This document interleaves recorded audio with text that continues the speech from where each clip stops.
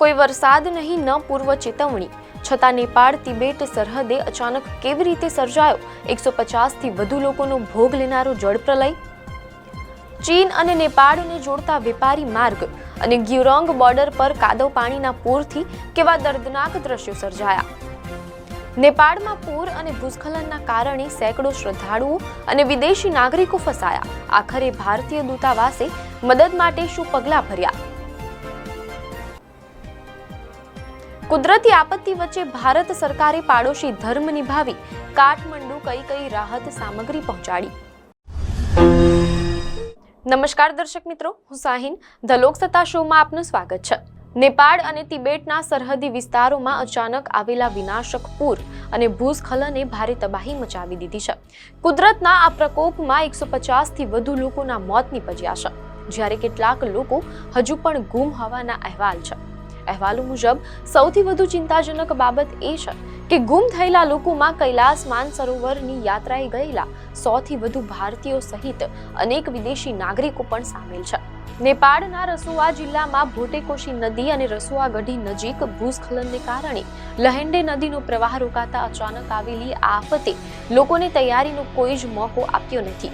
Tibet સરહદે ચીની નિર્માણ પ્રોજેક્ટ્સ અને વેપારી કેન્દ્રો પણ આ પૂરની ચપેટમાં આવ્યા છે. આ સ્થિતિમાં ફસાયેલા ભારતીયો માટે દૂતાવાસે ઇમરજન્સી નંબરો જાહેર કર્યા છે અને ભારતે પણ તાત્કાલિક રાહત સામગ્રી રવાના કરી છે.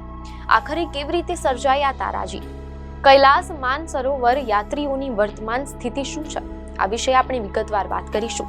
મીડિયા અહેવાલો મુજબ નેપાળ તિબેટમાં આવેલા ભયાનક પૂરમાં અત્યાર સુધી 150 થી વધુના મોત થયા છે અને કેટલાક લોકો લાપતા છે. નેપાળના રસુઆ જિલ્લામાં ભોટેકોશી નદીમાં આવેલા પૂરના કારણે દેશના અલગ અલગ જિલ્લાઓમાં ભારે તબાહી મચી છે. નેપાળમાં સરકારી અધિકારીઓ અનુસાર પૂરમાં 150 થી વધુ લોકોના મૃત્યુ થયા છે અને કેટલાક લોકો લાપતા છે. રાહત અને બચાવ કાર્ય શરૂ છે, પરંતુ માનવામાં આવી રહ્યું છે કે મૃત્યુઆંક વધી શકે છે. મીડિયા અહેવાલોમાંથી જાણવા મળેલ છે કે અત્યાર સુધી વહીવટી તંત્ર અનુસાર 404 લોકો લાપતા છે, જેમાંથી 341 વિદેશી નાગરિકો છે. લાપતા લોકોમાં અનેક ભારતીયો છે. લાપતા પર્યટકોમાં 113 નેપાળના નાગરિક છે, 54 અમેરિકન છે અને 33 બ્રિટિશ નાગરિક છે. નેપાળમાં બુધવારે આવેલા વિનાશક પૂર અને ભૂસ્ખલનને કારણે ભારે તબાહી મચી છે, જેને દેશના આધુનિક ઇતિહાસના સૌથી ખરાબ દિવસોની યાદ અપાવી છે. ભોટેકોશી નદીમાં આવેલા પ્રચંડ પ્રવાહ અને જળ પ્રલયને કારણે અત્યાર સુધીમાં આશરે 160 લોકોના મોત થયા છે, જ્યારે કેટલાક લોકો હજુ પણ ગુમ હોવાના અહેવાલ છે. આ દુર્ઘટનામાં 133 ભારતીયો સહિત સેંકડો વિદેશી નાગરિકો અને સુરક્ષા કર્મીઓ ગુમ થવાથી ચિંતા વધુ ઘેરી બની છે. રસુઆ જિલ્લો તિબેટની સરહદને અડીને આવેલો છે. ચીનના સરકારી મીડિયાએ જાણકારી આપી છે કે તિબેટમાં ભયાનક પાણી અને કાદવના પૂરના કારણે મોટી સંખ્યામાં લોકોના મોત થયા છે.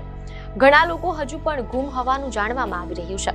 મીડિયા અહેવાલમાંથી જાણવા મળેલ છે કે સરહદ પર લગાવવામાં આવેલા સર્વેલન્સ કેમેરાના ફૂટેજમાં ઇમારતો સંપૂર્ણપણે કાદવ અને પાણીમાં ડૂબેલી દેખાઈ હતી.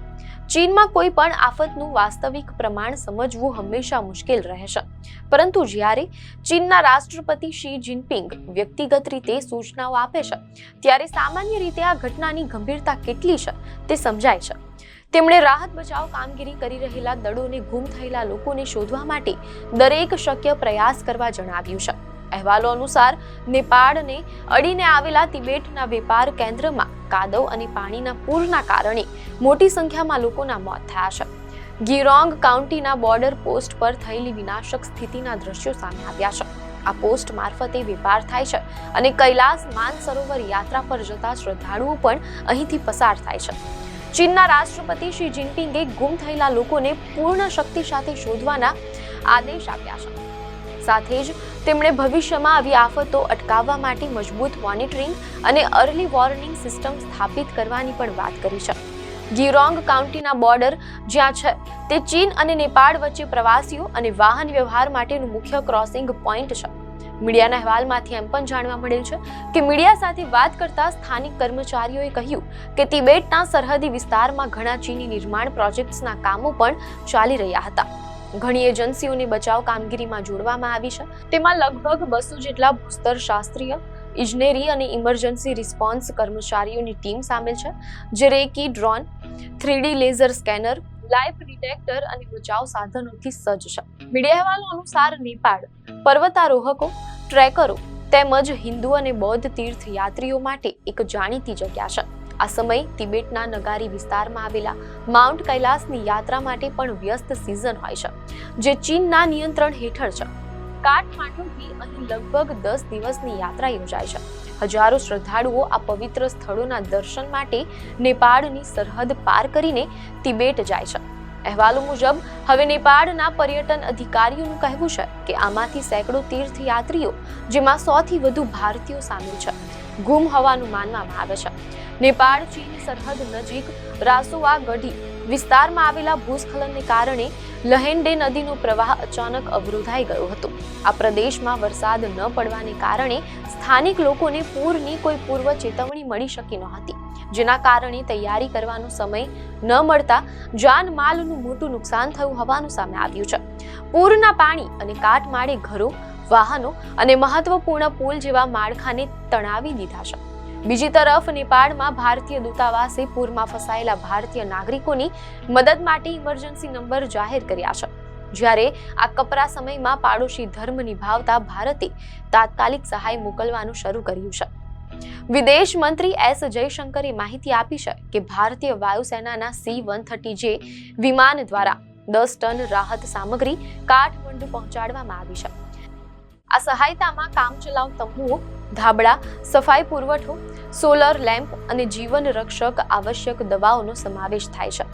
આમ, નેપાળ અને તિબેટના સરહદી વિસ્તારોમાં અચાનક આવેલી કુદરતી આપત્તિએ માત્ર મોટા પાયે જાનમાલનું નુકસાન જ નથી પહોંચાડ્યું, પરંતુ કૈલાસ માનસરોવરના શ્રદ્ધાળુઓ સહિત સેંકડો પરિવારોની ચિંતા પણ વધારી દીધી છે. વર્તમાન પરિસ્થિતિમાં બચાવ ટીમો દ્વારા ગુમ થયેલા નાગરિકોની શોધખોળ માટે યુદ્ધના ધોરણે કામગીરી ચાલુ છે. આ ઘટનાએ ફરી એકવાર સરહદી વિસ્તારોમાં પર્યાવરણીય જોખમો અને આબોહવા પરિવર્તનના પૂર્વ સંકેતો સામે મજબૂત વ્યવસ્થા ઊભી કરવા પર વિચાર કરવા મજબૂર કર્યા છે. આપને માહિતી સારી લાગી હોય તો વિડીયોને લાઈક અને શેર કરજો, ચેનલને સબસ્ક્રાઇબ કરજો.